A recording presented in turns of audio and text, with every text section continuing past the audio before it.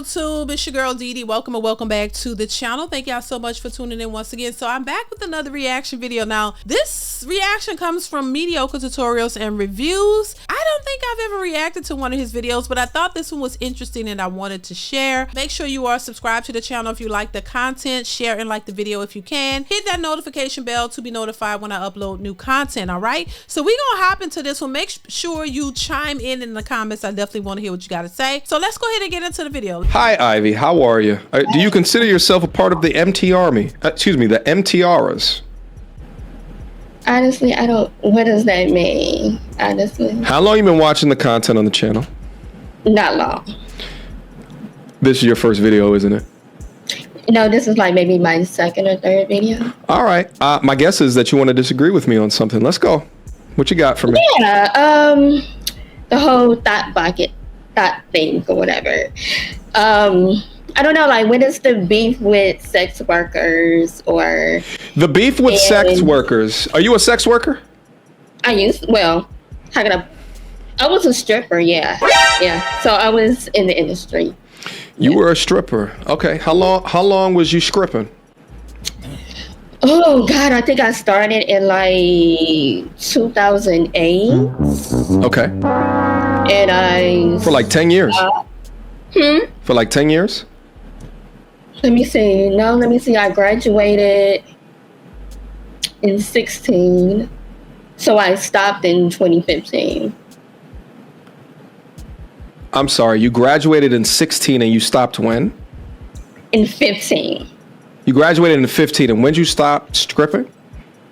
In 15. So you did it for a year? How long did you strip for? So between 2008 and 2015. Okay. I didn't know it's gonna be about strippers. I'm just saying. I had no idea. I like when MTR used to do these types of videos. I don't know if he does these anymore, but I actually remember catching him doing these type of interview type videos. I really like when he does these, but stick around. Let's go ahead and get into it, y'all. Make sure y'all chime in the comments. Okay, got it. So your question is specific to what is my issue with sex workers, correct? Yeah, and like, why is it that like you can't have a relationship with God at the same time? Oh, listen, or expect more. You can have a relationship with whatever. What I'm saying is that you involving yourself in sex work will disqualify yourself from my criteria and most masculine men's criteria in consideration for long-term relationship and or marriage. It is my opinion and most masculine men's opinion that if you're giving away something that should be held just for me to other men for money, it's a work. It's dirty work. It's not respectable work. I would like and appreciate women that utilize their mental, their mind in order to accomplish things throughout their life and to generate money from that. But other than that, it makes you for the streets. Listen, no lies detected. He is absolutely right. And I think women know that to a degree, but they don't want to accept it. You know what I mean? We talk about this all the time. This is really not new information.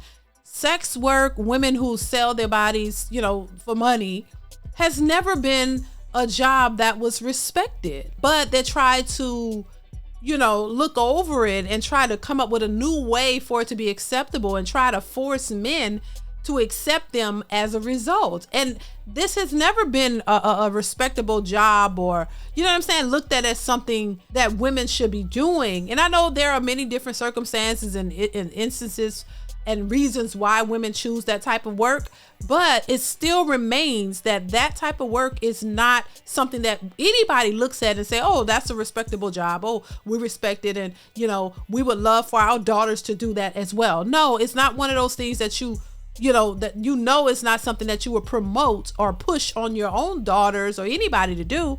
So it, you know, and I think they know it, but they're trying to change it and make it more acceptable and shame men for not wanting to take them seriously because of their line of work. The same way they're trying to convince men to take them seriously when they have multiple children by multiple men. Baby, let's continue. Now, Are there some men out there that would forgive you for your past harlot activities? Potentially. Say harlot. But I think that the majority of those men, you won't like either.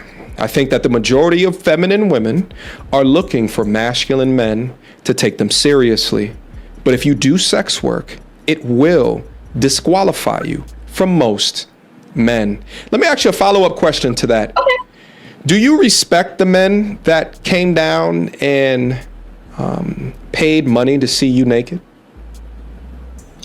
No, but they pay my tuition. So you don't respect them? No, Hold on. So you don't respect them. It's funny that you should say that, because you not respecting them is because they are betas. You don't respect men that do that. But it's odd that you participate with an industry that you don't respect the men that are coming in, being serviced by you, but then you expect later on in life for men to forgive you for your past ways. And respect you to the highest degree. You want them to come in and treat you like you are a brand new virgin, just on the scene, oblivious to life. And, she's coming in open and willing to do what's necessary to make the relationship work. She hasn't been tainted. They want you to treat them like that. Like you're a virgin, young woman, just coming into the relationship, fresh and not have done anything. They want you to treat them like that. And I think that's unrealistic. I think it's unrealistic, but women have these standards for men that they don't really measure up to. A lot of these women don't measure up to the standards that they're expecting from a man. A lot of these women don't qualify for the type of men that they want. And because women think in terms of whatever I do, it can be forgiven. I'm a woman. It shouldn't matter. It shouldn't matter what I did in my past. It shouldn't matter if I was it shouldn't matter if I did this and did that. But everything that he does matters. Everything that he's done and what he does, it matters. Because in order for him to be in a position to be with you, he has to have, damn near been perfect. He had to put in the work. He had to build himself up. You want him to look a certain way. You want him to make a certain amount of money. So he had to put in a lot of work to get himself to the position to be qualified for what you want. But you, on the other hand, could be as flawed as all get out. And you could just have all types of things in your past, and you could have done any and everything under the sun. But he's supposed to forgive that and accept that because you're a woman and you got a vagina. Even if you've had 1,000 men under your belt, that's supposed to be acceptable. He's supposed to forgive you and accept you as you are, but he has to be damn near perfect. It doesn't make sense. And usually the women who have the most baggage are the most particular about what they expect from a man. They want everything from a man because they feel like they're special, like they're matured, like they're aging and getting better as they get older. But you with 3-4 kids and 4 baby daddies and all of that shouldn't matter to him. He's supposed to just say, okay, I'm taking her because I want her, and let's take care of them all. No, it's a double standard. Let's continue, y'all. It's ironic. So why allow this to occur within your life, especially if you're trying to have a long-term, long-thinking strategy to create a family with a man who is the apple of your eye? Why thrust yourself into the sex industry and respect and want a man to respect you for that when you didn't even respect the men that paid for your services? Okay, so I would be honest, in my defense, I was young. I was 27, but I don't care about your youngness. You was a grown-ass woman when you made that grown-ass decision. 27 is not that young, you know what I mean? And you know right from wrong. They know what it is, but they choose to do it anyway. You know what I'm saying? So it's not about that. It's about you making a decision because you want to make it.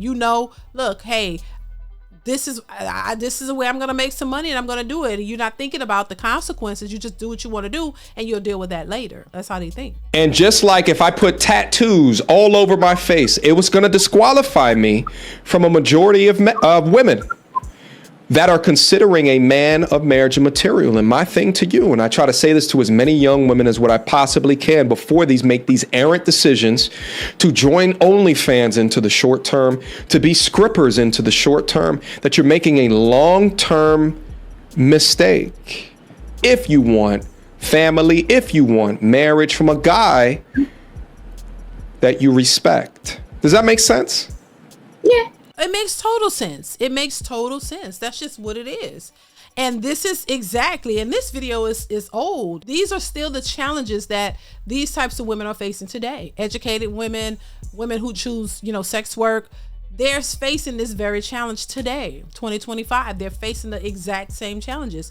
They're trying to push the narrative that men should accept them and their past shouldn't matter, but those are the very things that matter to men. See, women don't care about this, and this is why it was okay, or it is okay, for them to go out and do whatever it is they want, because it doesn't matter to them. They don't think that it's going to affect their future. But when it comes to what men want, the thing that a lot of women don't pay attention to, these are the very things that men care about for long-term relationships are the very things that women are not paying attention to. Everything that men want, women seem to do the opposite. But then they're trying to force and push the men to go along with their narrative, and that's just not working out the way they thought it would. Men have always wanted respectable women. Being a 304 out here was never popular. It was never something to be respected.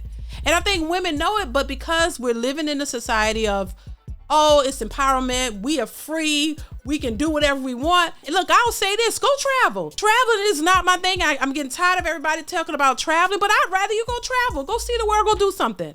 Before I see you go out here and choose sex work as the way to go in the name of empowerment, thinking that this is going to yield you some big successful opportunity, when in fact it does the quite opposite. Let's continue. It does, but I can't honestly say that I haven't had any issues. But you're not, do you want to get married?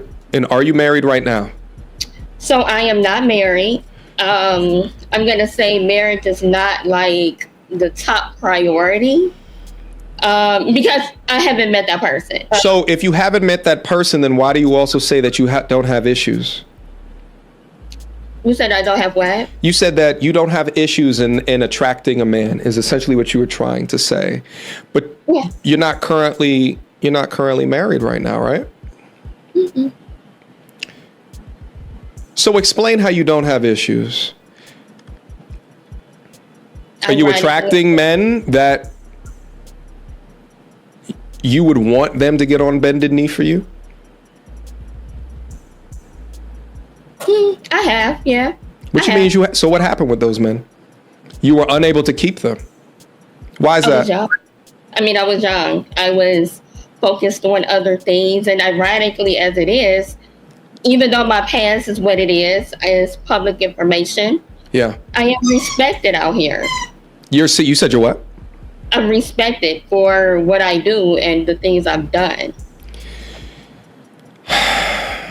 Outside of, the stripping thing. So I want to replay the equation one more time, and I want to help, because I really want to help you. Okay. You didn't respect the men that paid for your services. No. Now you're saying to me that men that know that you did this respect you. I think what's occurring right here is what's referred to as a cognitive dissonance, because you can't say both things and equate it to be true. And in fact, the results in your life say that it's not true. Mm-hmm. So, and it also occurred to me as well that it seems as though, although you have met worthy men, you decided to end the relationship. Why was that? Mm-hmm.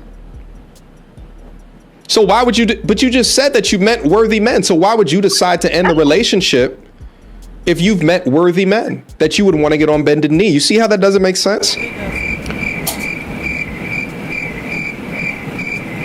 Because either it's a lie, it's probably a lie, and a lot of women say things to make themselves feel better.